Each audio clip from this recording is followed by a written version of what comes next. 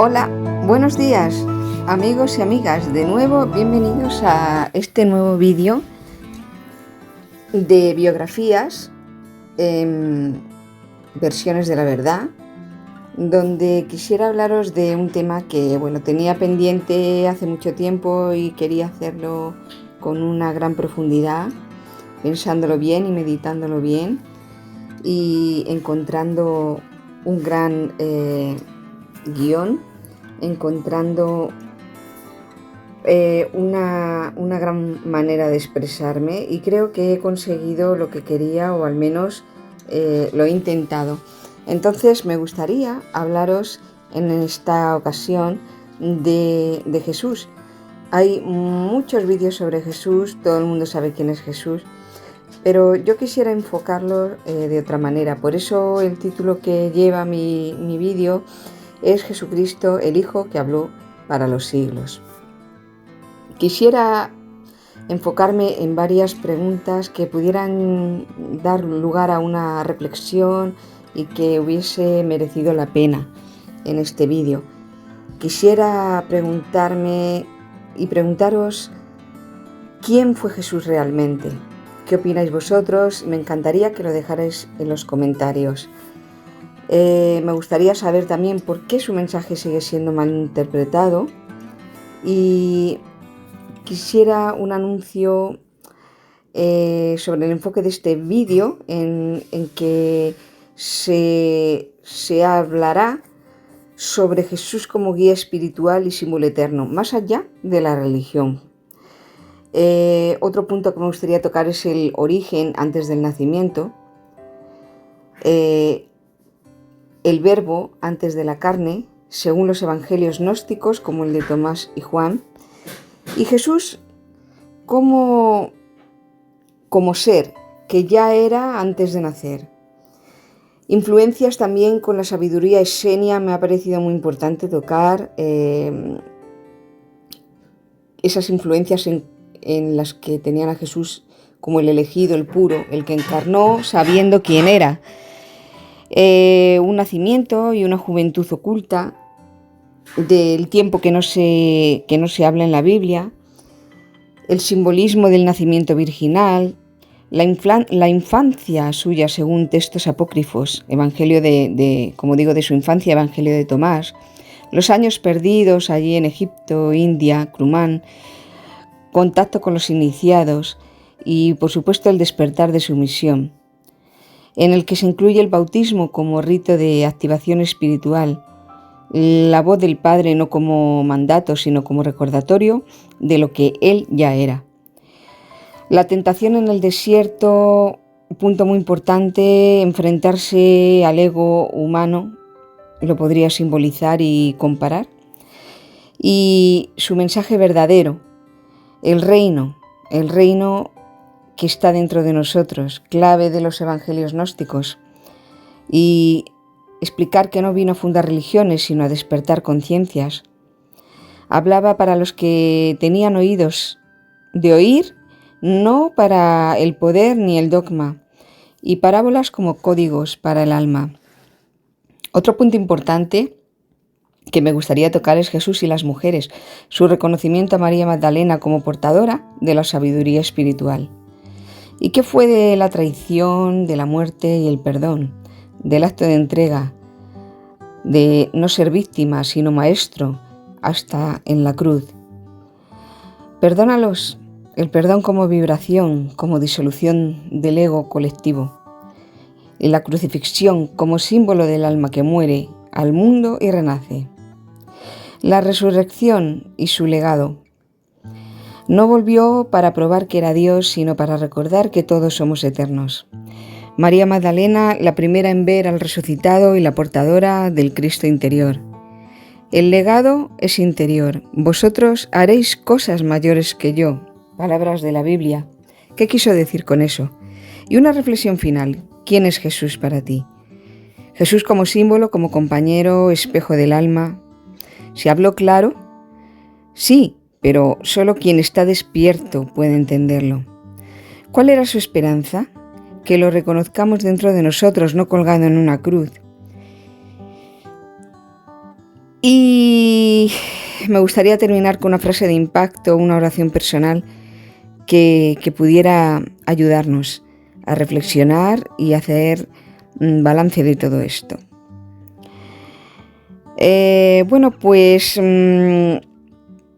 Comenzando con todo, captando el espíritu del guión que quiero hacer, el cual no se trata de repetir lo que ya se ha dicho, sino de despertar algo dentro de las personas, ¿no? Invitarlas a sentir a Jesús como maestro vivo, no como una figura de poder o dogma. Entonces, también quiero añadir un apartado específico sobre Judas, que será muy revelador y coherente con el enfoque gnóstico. Bien, pues comenzamos entonces. Jesucristo, el Hijo que nos habló al alma. ¿Quién fue realmente Jesús?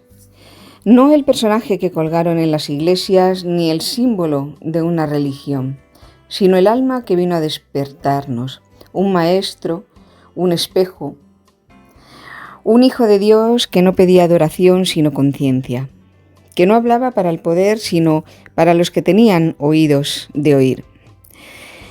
Este vídeo no es una lección religiosa ni mucho menos, es un viaje al corazón del mensaje olvidado de Jesús. Desde los evangelios gnósticos y los escritos esenios, desde lo que quedó fuera de los libros oficiales, y para entender quién fue, por qué vino, qué nos dijo y por qué su mensaje sigue ardiendo como un fuego sagrado. El Cristo antes del mundo, antes de ser llamado Jesús, ya era. En los textos gnósticos se le llama el Logos, el Verbo, el primero en salir del silencio. No nació para ser rey de la tierra, sino para ser un recordatorio viviente del reino del Espíritu. Los esenios, guardianes de antiguas enseñanzas, esperaban no a un conquistador, sino a un purificador del alma. Alguien que hablaría de la luz interior, de la unidad con el Padre y del despertar desde dentro. Para los humanos, y aquí hago un inciso, la creación empezó con la prehistoria, mucho más lejos de la realidad, pues nosotros al ser almas venimos de otras dimensiones. Hemos oído hablar de Matusalén, hemos oído hablar de Enoc, personajes que tenían 900 años. ¿Cómo podía ser eso? Pues quizá porque venían de otras dimensiones. Extraterrestres que llamamos, o ángeles, o seres de, como digo, de otro lugar fuera del espacio y tiempo de la Tierra, cuando la Tierra no existía todavía. Remontándonos a esto, Jesús no fue improvisado. Fue elegido desde antes del tiempo, como digo. Ni vino a fundar una religión, sino a encender una llama. Como sabemos, nace de una mujer pura, no por biología, sino por símbolo, Estamos hablando de símbolo. El alma humana, María, da a luz al Cristo interno. Es un mensaje para todos. El Cristo puede nacer en nosotros. Jesús es su nombre, pero Cristo es el mensaje. Los evangelios apócrifos nos hablan de una infancia milagrosa, pero su juventud está velada. ¿Dónde estuvo Jesús entre los 12 y los 30 años? De eso no se habla en la Biblia. Muchos creen que viajó a Egipto, a la India y se formó con los esenios en Qumran. No lo sabemos todo, pero lo cierto es que regresó con una fuerza interior que desbordaba el mundo. A los 30 años, el bautismo lo activa, teniendo en cuenta su vida humana, no porque lo necesitara, sino porque con él revelaba al mundo quién era. El cielo se abre. Este es mi Hijo amado. No un título exclusivo, sino una verdad universal. ¿Qué quiere decir con esto? Tú también eres hijo. Tú también puedes recordar. Eres hijo de la luz. Hijo de Dios, hijo del hombre, como Jesús también es hijo de Dios, hijo del hombre, hijo de un todo. Luego está la parte del desierto, no como castigo, sino como prueba del alma. Las tentaciones no son externas, son los propios miedos, el ego, la sed de poder y reconocimiento. Si te vibra algo de esto y quieres dejarme algún comentario, me encantaría escucharlo. Déjamelo, por favor. Jesús los vence no por fuerza, sino por fidelidad a su esencia. ¿Cuál es el mensaje que no entendimos? Jesús no hablaba para ser entendido por todos. Decía, el reino de Dios está dentro de vosotros. Eso lo cambia todo. No hay que buscar fuera. ¿Pero quién estaba preparado para oír eso?